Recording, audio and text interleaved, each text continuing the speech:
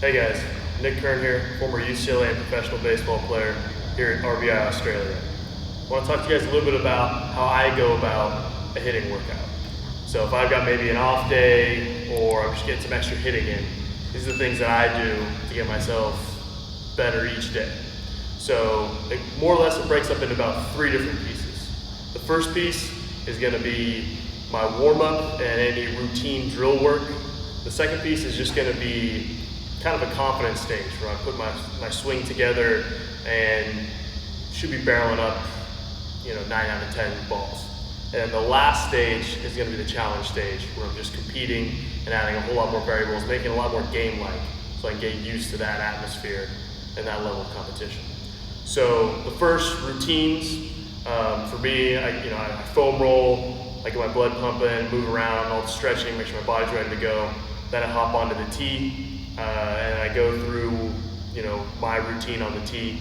And your routine's going to change to some extent over the course of time, find out different drills, and figuring out what your swing needs to be successful every day. So maybe if you're, been having an issue with pulling off, you find a couple of drills that just to start off, get you kind of primed up for the day, not making that same mistake. And these won't be 100% swings, these won't be your A swings. These will just be kind of like an extended warm-up and what I call priming stage, which basically just sets you up to carry into the rest of the day, kind of fixing that habit. This could be a longer stage, you could have 4 or 5 drills, one-hand swings, you can get as bizarre as you want or as simple as you want, or it could be, 2 rounds of 6. Then that next stage where you're kind of putting it all together, you're feeling your swing, you kind of be a little more athletic and you're just barreling balls kind of wherever the ball is being pitched. That'll be your front toss or your nice easy BP. Now both of those, the higher levels, you're going to crush those balls pretty much every time. So you don't need to spend a ton of time here, but you do want a couple little checks of, hey, this is my swing, everything's working right, and I'm driving baseballs. And that can be anywhere from, if you're feeling really good or tight on time, that could be 10 swings or up to maybe about 20, 25 swings. I wouldn't suggest going a whole lot over that during that kind of confidence building stage. The last stage, definitely the most important. And if you're tight on time, shorten the other stages to make sure you get to this stage. And that's going to be the compete factor. You're going to go up against something that is, at least in some regard, as difficult as the game. Because you don't want to just train at nothing but much easier than the game, than go into a game and everything seems super difficult. If possible, you want to train at a level that's maybe a little bit tougher than the game. That way the game feels easy. You can be confident against a pitcher throwing hard with some good breaking pitches and some good off-speed pitches.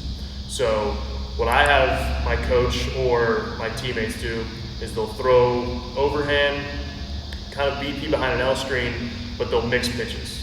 Now they don't have to throw particularly hard, they can come a little bit closer, but just having even if just a fastball changeup, even if they don't have anything nasty, they're just maybe an outfielder or position player, they have to slow down their arm to throw a changeup, that's fine. You just want to have something they're trying to get you off balance and they're kind of competing against you.